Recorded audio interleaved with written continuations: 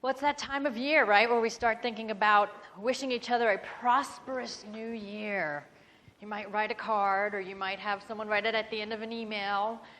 Happy holidays, may you have a prosperous new year. I'm about a month ahead of time, but don't you feel it coming?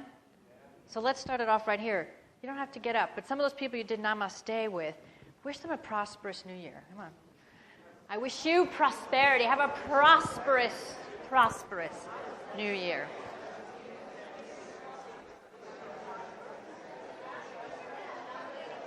Oh, good. Prosperous now. I like that even better. So, no waiting. Prosperous now. How does that feel? How does that feel? Isn't prosperity kind of tingly? It's kind of tingly. But what is prosperity really? Is it just about money? No. So what? Riches in all of your life. Exactly. So prosperity is just a way of being. It's not so much a thing that we do. And I think when we come to the beginning of a new cycle, whether it's your birthday or it's a new year, or, I get the Jewish New Year in there, another chance to clean the slate, or back to school time, whichever, we have several times a year that we kind of clear the slate. And we put out, goals.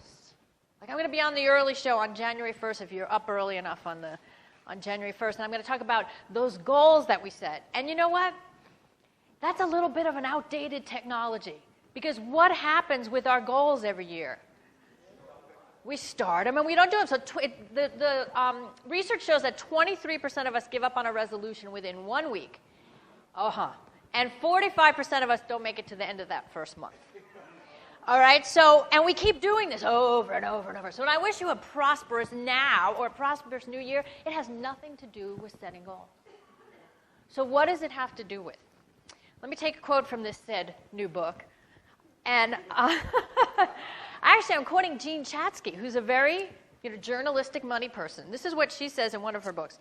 The difference between those that make money or have prosperity and those who don't is as much about doing, so there's your goals, as it is about believing. It's about making your own luck. Can you make your own luck? Absolutely yes. Absolutely yes. But how do you make your own luck? Oh, now the room's quiet. Tell us. I'm not there yet. I'm not going to tell you quite yet. I still want to talk about how we do it. Is we have to have a prosperity plan. And again, this doesn't have numbers on it, a dollar amount, this prosperity plan. This prosperity plan doesn't necessarily have goals attached to it. But our plan has to be about who we're going to be. Not so much what we're going to do, but who we're going to be. And Tony, you set it up so beautifully today in your offering when you talked about the subconscious mind, the conscious mind, and the superconscious. Those sound like big terms, but they're pretty easy to understand. The subconscious is like the lead in your butt. It's the stuff that keeps you from going to the gym when you know you should go to the gym. That's the lead in your butt. That's the subconscious. Because think about it. We all know how to get thinner every year, don't we? What do? You eat less and you exercise. Very good. We all know how to do better with our money. Spend less. Make. Oh, you're brilliant. So we all know how. But the difference is that our subconscious mind, whether it's programming or we watch too much TV, and lately all the news is like, the world's going down the potty hole. And if you start believing it, your subconscious is like so in that party boat. Oh, your subconscious is all over that party boat of how this ship is going down. Now, your conscious mind is the one you do affirmations with, right? I am prosperous. I am prosperous. I am.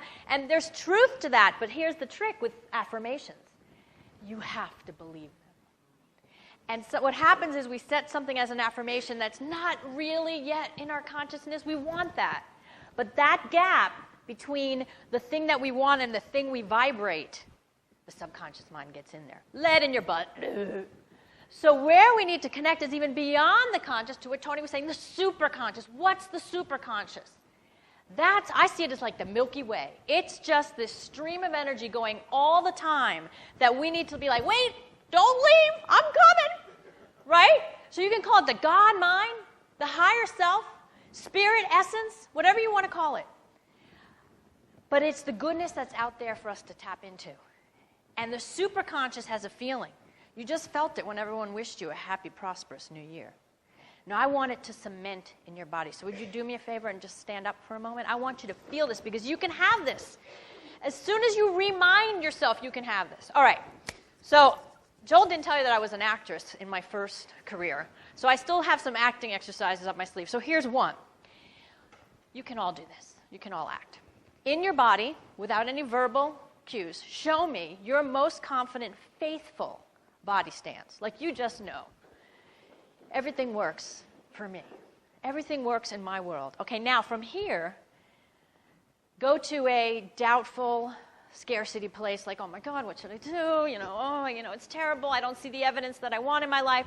We all had to get a little crooked. Little crookedness going on. Back to that confident, faithful place that you are open and you know.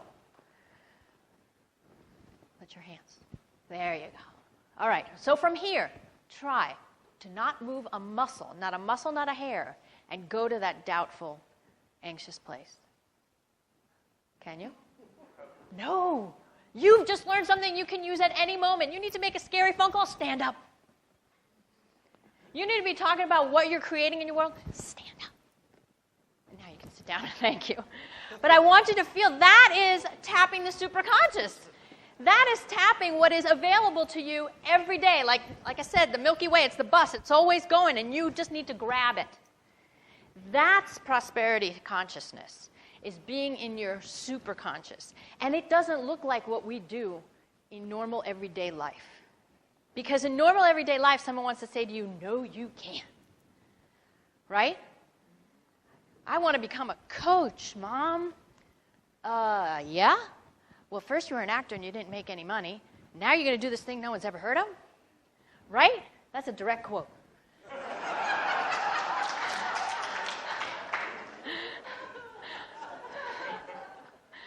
I think I've forgiven her. I guess I still have to work on it. But what I'm saying is there's always going to be people that want to pull you off the superconscious highway. They want to bring you back down to either consciousness or subconsciousness because we know it. Maybe we have an agreement with our subconscious. Yes, nothing works out for me, I know that. I have that agreement maybe with my subconscious. Or that I'm not good enough. And we look for that evidence in the world, like, oh, there's another place to believe that I'm not good enough. There's another place to believe that, yeah, have all your nice thinking, but it's not going to happen for me because it never happens for me. Right? There's all those places that want to bring us down. So how do we live in that confident body stance, in that prosperity place? That prosperity consciousness, we have to shift.